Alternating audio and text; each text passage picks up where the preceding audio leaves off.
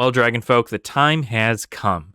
The new set for Flesh and Blood, due to release on March 24th, has been announced. Outsiders. And it takes place in none other the fetid depths of the pits.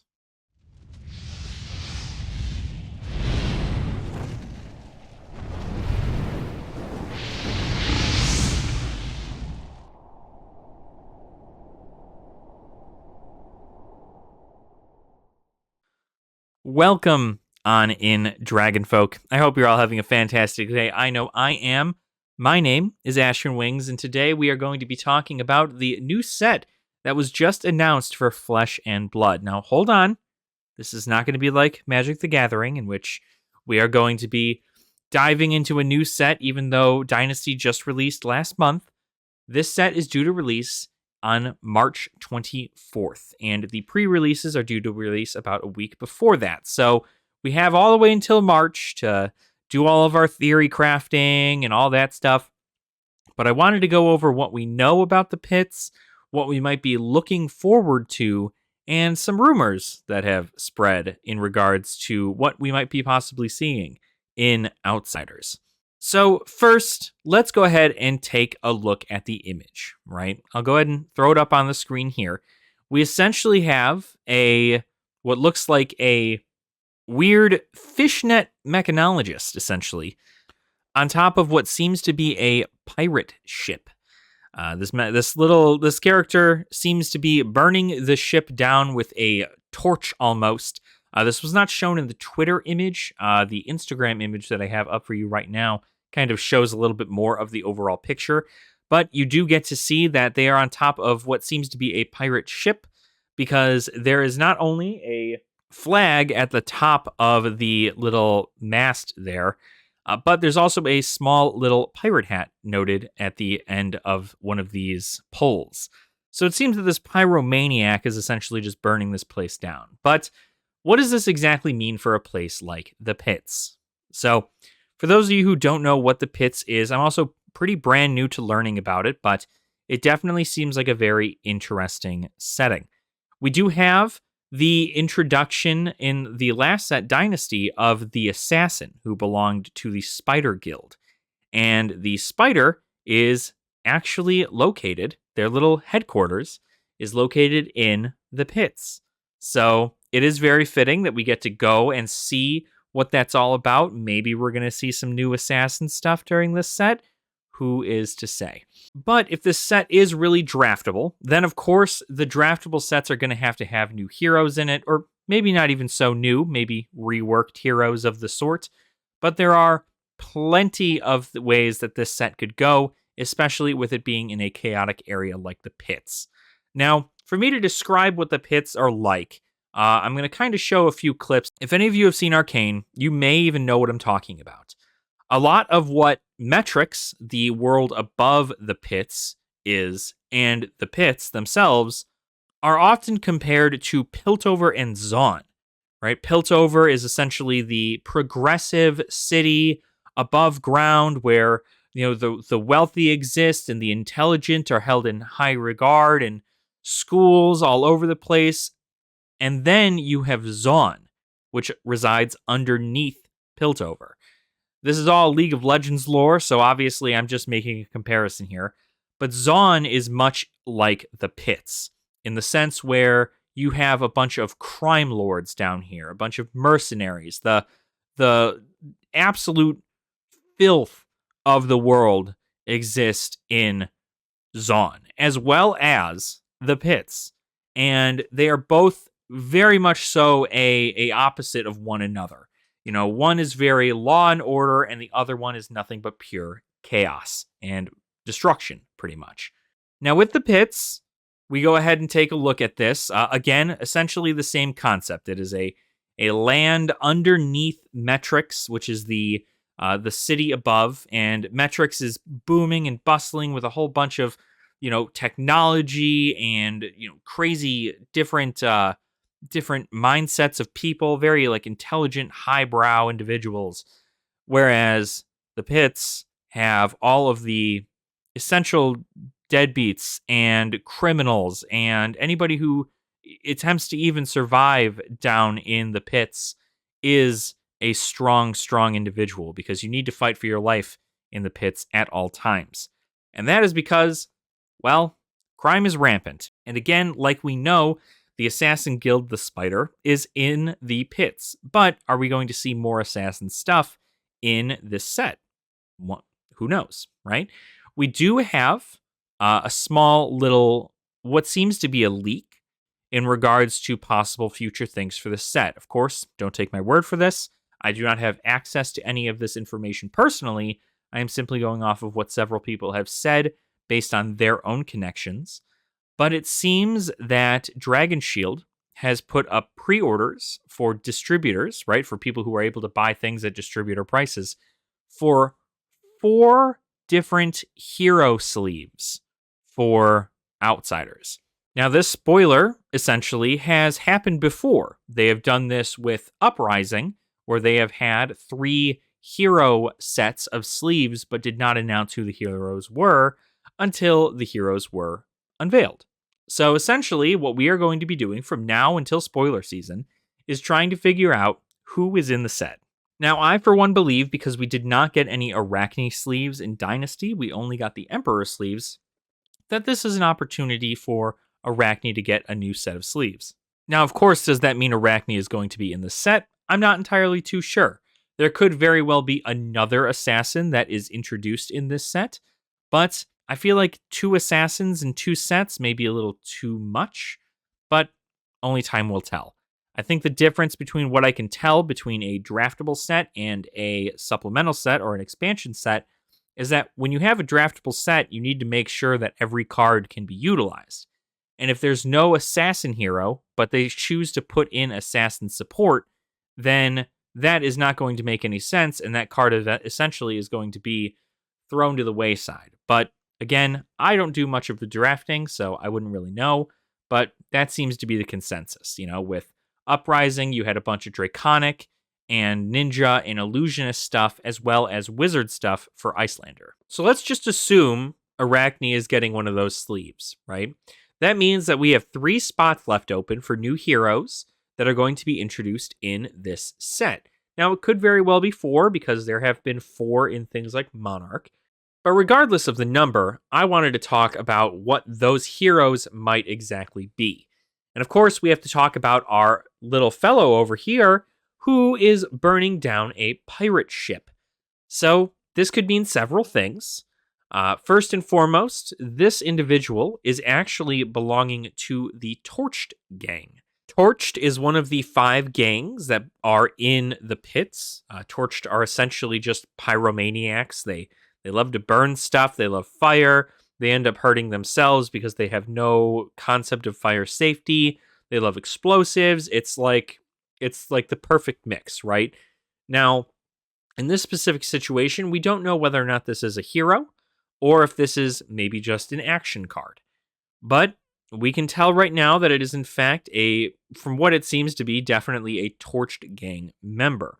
And that's kind of neat because that does implement a few things. If this is in fact a Torched gang member, maybe there is a fire mechanologist of sorts that exist.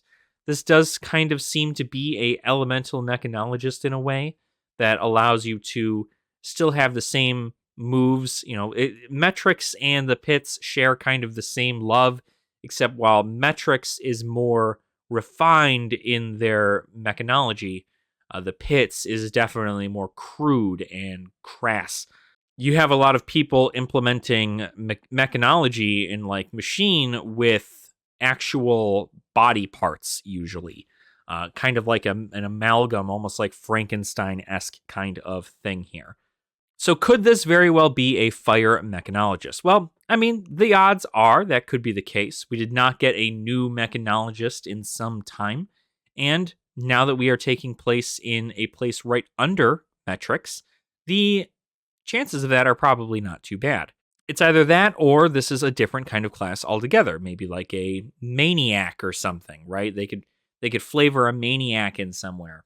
But on top of all these gangs, right, you also have the freak show, which utilize they almost like worship dregs, which are these really like monstrous creatures that have been essentially they've been exposed to the toxins that exist down in the pits, and it is just they turn into these mutated monsters, and freak show like to mutilate themselves in a way to represent that, almost like a weird brute aspect. Maybe, who's to say? Maybe we'll see somebody from there.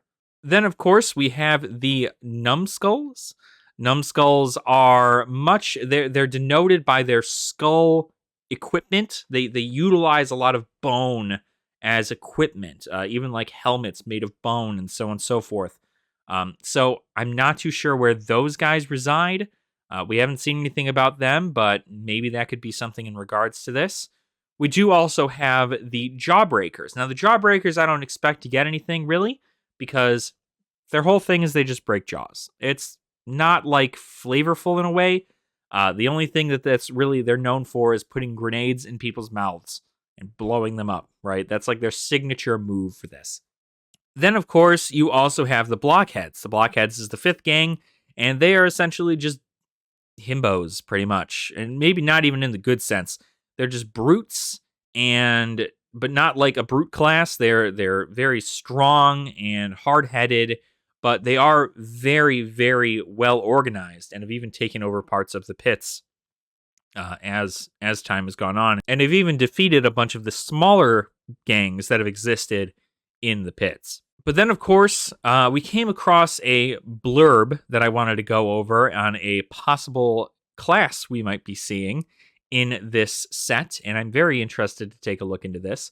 And if I recall correctly, there's actually a alchemist that was teased during the in the lore book, actually, of this that came out way in the beginning of the game. And an alchemist was one of the classes they had thought about doing. Well, there is a blurb in the Pits lore that I wanted to read to you. The blurb reads, Apothecary.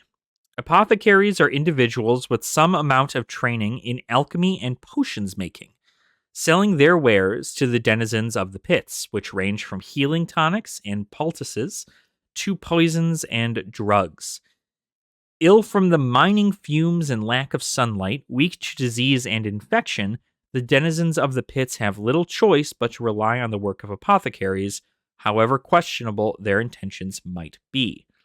Apothecaries are, of course, not the only ones to be using the people of the pits for their experiments.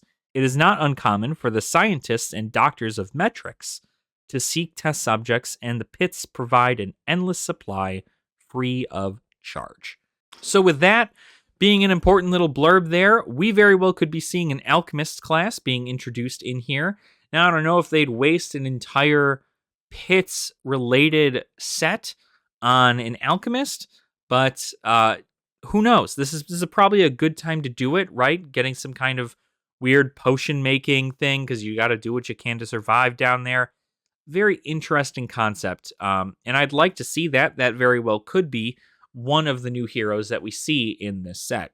The next hero we may even see, which I'm genuinely just kind of going off of the little image here, and I'm not sure whether or not it's the case, because again, we could have more of a fire mechanologist of some kind or whatever, but we could also see pirates based on the pirate hat that is on here and the pirate ships. I'd imagine there'd be a reason for pirates to be in the pits if they have not already made a home there. So this very well could be an opportunity for pirates to become a thing here. Be pretty cool to see something like that. It's definitely not so much a port town kind of deal, but if you were to compare this to Barbados or something, right? Like, in the Pirates of the Caribbean films, right? This just run down little shanty town with nothing to its name besides a place where very, very bad people can go to get a drink. Who knows? Maybe the pits would be the place for that. So that is one of my, I guess, third things that are here. I did also talk about, again, that the spider is located here in the pits. That is essentially the Assassin's Guild, and we did just get an assassin in Dynasty.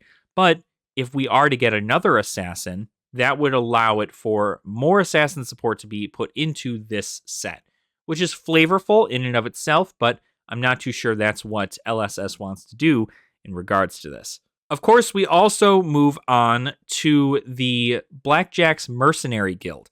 Now, Blackjack's it's got a lot of flavor to it in the sense that the owner, Greenbird, essentially hires out people and gives them call cards based on the hits they need to do.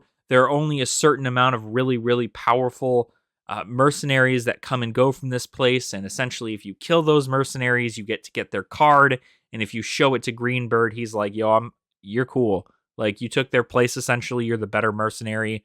Let's get you on a job, right? Now, I'm not sure if mercenary is a class they could possibly lean into, strictly because it seems a whole lot like the contract concept would be more so for them as well as for assassin. But they very well could do something on the longs of that. But I think contract is more of an assassin concept as opposed to a mercenary concept. So I'm not sure we'll see a mercenary of sorts. Now, of course, mercenary being its own class is completely different. There could not be a mercenary. There could be a hero that we're already familiar with that has taken a mercenary outlook on their life and maybe just be doing that instead. But the big thing that I wanted to talk about from learning about the lore from the pits is the secretive guild down there, this doomsday cult essentially, called L'Apocalyptica. And L'Apocalyptica is essentially, like I said, it's a doomsday cult. They believe that the end of the world is nigh and that there's a big chasm. Essentially, it's just this chaos is going to erupt from the world. And the weirdest thing, essentially, instead of them just preaching that the end is nigh and doing nothing, what they're doing instead is preparing humanity for these calamities by causing small calamities. They are often the secretive guild behind things like wars, famine, disease, like a bunch of different crime breaking out, like possibly the assassination of emperors. Who is to say we're not? I mean, this entire doomsday cult is a secretive place that's behind the ideals of a lot of this stuff. L'Apocalyptica is definitely it's a weird force because like nobody really knows about it. It is very secretive, but with the addition of us going to the pits, I do wonder if we are going to see something very strange, right? And this is, of course, we could go in several routes. I don't believe this has anything to do with necromancers yet. Don't think this has got anything to do with necromancy. I don't think we're there yet. I think if we went anywhere near the demonastery, maybe we'd do a little bit more with necromancy. But the pits is not the place for necromancy. What I imagine L'Apocalyptica is going to give us, if it gives us anything, is a warlock, probably, right? Some kind of warlock I could hope to see as a new class that's introduced here along with Alchemist. But if Warlock doesn't fit the fancy, maybe even a Shadow Wizard or some form of magic user in a way, right? Because you imagine these guys are predicting the end times. They've gotten these visions. They follow this cult. And I'd imagine that there's some driving force behind it. Maybe a deity, maybe it's just pure happenstance, maybe they just want to see the world burn and are using this as an opportunity to do so. So the Apocalyptica is definitely an interesting thing. It's probably the most interesting thing I read about in the pits. Of course, the gangs were also very cool in learning about blackjacks, and that was very neat. But this is definitely something that I'm expecting to see something from, whether it be a shadow wizard, a warlock, maybe even, I mean, I don't think they're going to do Necromancer, but there has been talk about Necromancer coming, so who knows? The opportunity is definitely there. But regardless of what heroes we get, I am so incredibly excited to be trying this area out. I enjoyed our time in Volcor, and I'm sure we're going to be back for more awesome stuff, but I'm definitely excited to see what this set has to offer. I know Assassins have been looking for more stuff since Dynasty just came out, but it very well could be not until the expansion set that might be coming after Outsiders that is going to contain any kind of assassin support. But this for sure is going to be a entire set full of skullduggery, full of action, full of violence, and it may even just cause pure chaos in the formats that the heroes are released in. So let me know in the comments down below what you guys think are going to be released in Outsiders. We obviously have all the way until March to figure things out, especially it's late March too. Granted, the pre-release events do happen a little bit earlier, which means there's probably a opening event like they did with Uprising, so probably some really, really big battle-hardened thing going on somewhere. Keep your eyes out. I'll go ahead and make sure to let you know about it, but I'm very, very happy to have you all here with me. And we're going to explore the hell out of these pits. The pits are going to be awesome, and I can't wait to see what kind of craziness exists. So thank you so much for watching. Again, leave that comment down below. Let me know what you guys are thinking you're going to find in Outsiders. And while you're leaving that comment, make sure to like the video and subscribe to the channel as well if you have not already. You can also check our description for our Patreon link if you wanted to support the channel in a more monetary sense, but it is absolutely not necessary. So, thank you all so much for watching. I do truly appreciate it, and I will see you all very soon. Nerd out.